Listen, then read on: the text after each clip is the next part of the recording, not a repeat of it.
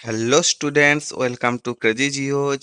আজকে আমি আলোচনা করব ক্লাস 4 অর্থাৎ যারা 14th শ্রেণীতে পড়ো তাদের জন্য রায় ও মার্টিন প্রশ্নচিত্র 2026 থেকে আমাদের পরিবেশ বিষয়ের যে দ্বিতীয় পর্যায়ক্রমিক মূল্যায়ন হবে তার জন্য যে প্রশ্নচিত্রায় 14 নম্বর স্কুল আছে অর্থাৎ সিউড়ি জিএসএফ প্রাথমিক বিদ্যালয়, তার সমস্ত প্রশ্নগুলো পুরো ভিডিওটার সঙ্গে থেকেও আশা করি সবগুলো বুঝতে পারবে। প্রথমেই দেখে নাও, একের দাগে যে সমস্ত প্রশ্নগুলো আছে বলেছে সঠিক উত্তরটির তলায় দাগ দিতে, অর্থাৎ মাল্টিপল চয়েস কোশ্চেন। কোন অপশানটা ঠিক হবে সেইটা নিচে দাগ দিতে হবে। কয়ের দাগে দেখো, সাপের বিষথলি থাকে, জিহাতে হবে না দাঁতের নিচে হবে? দাঁতের নিচে হবে নিশ্চয়ই, অনেকবারই পড়েছো, তাহলে অপশান আয় নিচে দাগ দেবে। এবারে ক্ষয়ের দাগে দেখো, চাকাটিতে শক্ত পোক্ত করার জন্য তাতে লোহার না তামার বেড় পড়ানো হয়? যে কোনো চাকা দেখবে, যেমন রথের চাকা হতে পারে, গরুর গাড়ির চাকা, ঘোড়ার গাড়ির চাকা, এগুলাই কি হয়? কাঠের চাকা হয়। এগুলোকে শক্তপোক্ত করার জন্য কিসের বেড় দেওয়া হয়? লোহার বেড় পড়ানো হয়। লোহার নিচে দাগ দেবে। এবারে আর্যভট্ট, গয়ের দিকে দেখো, আর্যভট্ট আর গ্যালিলিও দুটো অপশান আছে। প্রথম দেখান যে চাঁদ পৃথিবীর মতোই অসমান। গ্যালিলিও তাহলে প্রথম দেখান যে চাঁদ পৃথিবীর মতোই অসমান, অর্থাৎ উঁচু নিচু আছে চাঁদের মধ্যে। তা কে দেখান? গ্যালিলিও দেখান। ঘয়ের দাগে দেখো, গম্ভীরা পালা দেখা যায় কোথায়? কোচবিহার না মালদায়? গম্ভীরা দেখা যায় মালদায়, অনেকবারই পড়েছো, মালদায় লিখবে। এবারে উঁয়ার দাগে দেখো, হাতে কলমে না বই পড়ে শিক্ষাই হলো প্রকৃত শিক্ষা? হাতে কলমে শিক্ষাই হলো প্রকৃত শিক্ষা, মানে প্র্যাকটিক্যাল প্র্যাকটিক্যাল করলেই যে কোনো কাজ করতে পারবে। অপশান একটা সঠিক হবে। এবার দুয়ের দাগে দেখে নাও, সত্য বা মিথ্যা লিখতে বলেছে। কয়ের দাগে দেখো, সূর্যের নিকটবর্তী গ্রহ হলো বুধ। এটা সত্য হবে, কারণ বুধই হচ্ছে সবচেয়ে কাছে। সিরিয়াল ওয়াইজ যেটি আমরা দেখি, প্রথমে বুধ আছে, তারপরে শুক্র আছে, বুধ শুক্র পৃথিবী আছে, তারপর মঙ্গল আছে, তারপর বৃহস্পতি আছে, তারপর শনি আছে, তারপর ইউরেনাস আছে, তারপর নেপচুন আছে।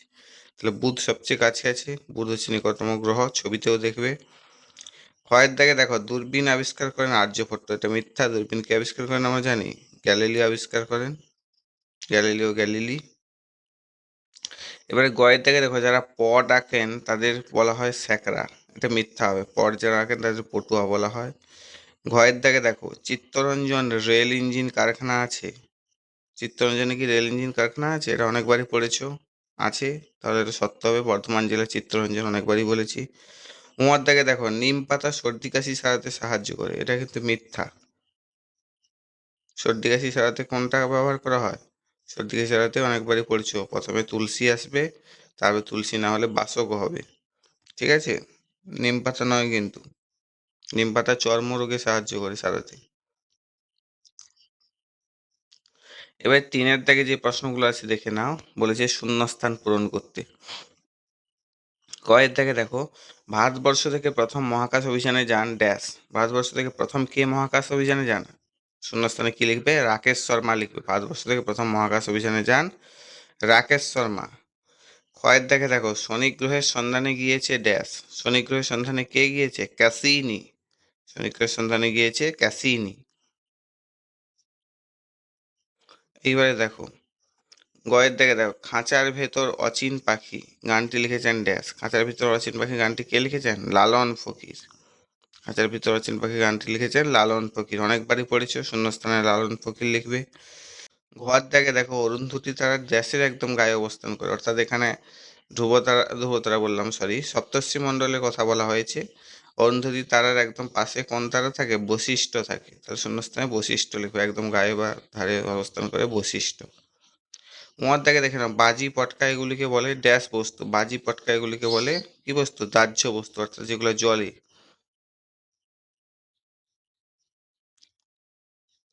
এবার চারের দাগে যে শূন্য, যে বাম দিকের সঙ্গে ডান দিক মেলাতে বলেছে সেটা একটু দেখে নিই চলো। বাম দিকে বলেছে কয়ের দাগে চা বাগান দেখা যায়, কোনটা হবে? ডান দিকের সঙ্গে 5 নম্বরটার সঙ্গে মিলছে, দার্জিলিং জেলা। এখানে উত্তরটা কিন্তু করা আছে, দেখে নেবে, সোজা সোজা উত্তরটা করা আছে। ক্ষয়ের দাগে দেখো, বাম দিকে মরচে পড়ে। মরচে কিসে পড়ে? ডান দিকে দেখো লোহা হবে, 2 নম্বরটার সঙ্গে লোহা হবে। গয়ের দাগে দেখো, বাম স্তম্ভে ব্রিজ যানবাহন তৈরিতে কাজে লাগে, কোনটা? ডান স্তম্ভে ইস্পাত হবে, 1 নম্বরে ইস্পাত। ঘয়ের দাগে দেখো দিন ও রাত হয়, ডান দিকের কোনটার সঙ্গে হবে? আহ্নিক গতির ফলে দিন ও রাত হয়। আর বার্ষিক গতির ফলে কি হয় আমরা জানি, পড়েছি, ঋতু পরিবর্তন হয়। এখানে দিন ও রাত হয়, তাহলে কোন গতির ফলে? 4 নম্বরটার সঙ্গে হবে আহ্নিক গতির ফলে। উঁয়ারটা দেখো মৃৎশিল্প, ডান দিকের কোনটার সঙ্গে মিলছে? কৃষ্ণনগরের সঙ্গে মিলছে। কৃষ্ণনগরের মাটির পুতুল বিখ্যাত, মৃৎশিল্পের জন্য বিখ্যাত, তাহলে 3 নম্বরটার সঙ্গে মিলছে। ঠিক আছে, এবারে 5-এর দাগে যে সমস্ত প্রশ্নগুলো আছে চলো দেখে নিই। যে প্রশ্নগুলির উত্তর দিতে বলেছে। কয়ের দাগে দেখো, আগেকার দিনে মানুষ কি দিয়ে ছুঁচ বানাতো? আগেকার দিনে মানুষ পশুর হাড় বা শক্ত বাঁশের টুকরো দিয়ে ছুঁচ বানাতো। ঠিক আছে, মনে রাখবে এটা। ক্ষয়ের দাগে দেখো, মালাকার কাদের বলা হয়? যারা শোলা দিয়ে নানা রকম জিনিস ও মালা তৈরি করেন তাদের মালাকার বলা হয়। এবারে গয়ের দাগে দেখো, পাহাড়ের লোকেদের জীবিকা কি কি? এগুলো সব প্রশ্নই প্রায় পড়েছো বলতে গেলে, প্রত্যেকটা স্কুল প্রায় কমপ্লিট, সব প্রশ্ন প্রায়ই পড়েছো। পাহাড়ের লোকেদের প্রধান জীবিকা হলো ধাপ চাষ, যেমন চা চাষ, কমলা লেবু, আনাজপাতি উৎপাদন, পর্যটন শিল্প, গাইড বা হোটেল ব্যবসা এটসেট্রার জন্য বিখ্যাত। এবারে ঘয়ের দাগে দেখো, সিনকোনা গাছের ছাল থেকে কি তৈরি হয়? সিনকোনা গাছের ছাল থেকে ম্যালেরিয়া রোগের ওষুধ কুইনাইন তৈরি হয়, মনে রাখবে। সিনকোনা গাছের ছাল থেকে ম্যালেরিয়া রোগের ওষুধ কুইনাইন তৈরি হয়।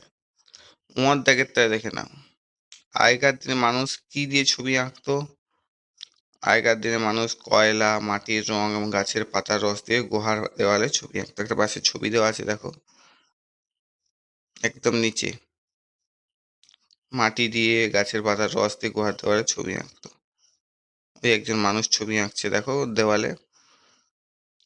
ঠিক আছে, আর তার পাশেরটা সিনকোনা গাছের ছবি, অনেকবারই দেখেছো আশা করি, আগের ভিডিওগুলোতেও দিয়েছি। এইবারে চলো 6-এর দিকে যে প্রশ্নগুলো আছে দেখে নিই। সপ্তর্ষি মণ্ডল সম্পর্কে যা জানো চিত্র সহ লিখতে বলেছে। দেখে নাও, উত্তর আকাশে 7টি উজ্জ্বল তারাকে একসঙ্গে একটি প্রশ্ন চিহ্ন বা জিজ্ঞাসা চিহ্ন, একটা ছবি দেওয়া আছে ব্যাকেট দেখো। জিজ্ঞাসা চিহ্ন দেখতে কেমন হয় জানো নিশ্চয়ই, যে কোনো প্রশ্নের শেষে ব্যবহার করা হয়। একেই সপ্তর্ষি মণ্ডল বলে। এই 7টি তারার নাম 7জন ঋষির নাম অনুসারে রাখা হয়েছে। এই ঋষির নামগুলো মুখস্থ করবে। এগুলি হলো ত্রুতু, পুলহ, পুলস্ত, অত্রি, অঙ্গিরা, বশিষ্ঠ ও মরীচি। 7জন ঋষির নাম অনুসারে সপ্তর্ষি মণ্ডলের নামকরণ হয়েছে বা 7টি তারার নামকরণ হয়েছে। এই 7টা তারার নাম 1-2 করে ভালো করে মুখস্থ করবে।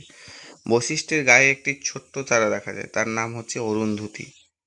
সপ্তর্ষি মণ্ডলের প্রধান দুটি তারা ত্রুতু ও পুলহ কে সোজা লাইনে জুড়লে তা ধ্রুব তারাকে নির্দেশ করে। ঠিক আছে, তাহলে কি হলো? সপ্তর্ষি মণ্ডলের প্রধান দুটি তারা দেখো কোথায় আছে, ত্রুতু আর পুলহ। ত্রুতু আর প্লোহাকে এই সোজা লাইনে যদি যুক্ত করা হয় উত্তর দিকে, তাহলে কি কাকে নির্দেশ করে? তাহলে হচ্ছে ধ্রুবতারাকে নির্দেশ করে, উত্তরের ধ্রুবতারাকে নির্দেশ করে। আর এইভাবে একটা ছবি আঁকবে, যেমন ভাবে আছে নামগুলো মুখস্থ করবে, আর জিজ্ঞাসা চিহ্নের মতো সিরিয়াল ওয়াইজ যেমন ছবি এখানে দেওয়া আছে আঁকবে। আর স্টার আঁকা তো আগের দিন দেখেছি, এরকম এ করবে, এরকম টানবে, এরকম টানবে, এরকম করবে, দিয়ে নিচে নামটা লিখে দিয়ে আসবে। ঠিক আছে, আর যেরকম আকৃতি, জিজ্ঞাসা চিহ্নের মতো আকৃতি করবে, আর যেরকম নাম আছে পরপর সেরকম লিখবে, কিন্তু নয়তো ভুল পুরো অ্যান্সারটা।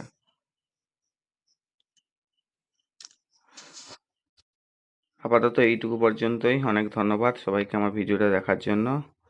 আর এটাই হচ্ছে তোমাদের প্রশ্নবিচিত্রায় লাস্ট স্কুল পরিবেশ বিষয়ের সেকেন্ড সামেটিভ ইভ্যালুয়েশনের জন্য।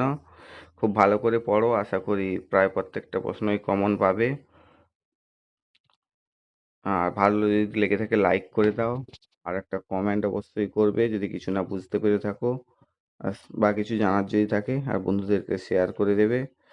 আর সাবস্ক্রাইব করে বেল আইকনটা প্রেস করে রাখো, যাতে পরবর্তী ভিডিওগুলো খুব তাড়াতাড়ি পাও। এমনকি যদি কোনো পরীক্ষার আগে কোনো সাজেশন ভিডিও দিয়ে থাকি সেটাও যাতে পেয়ে যাও।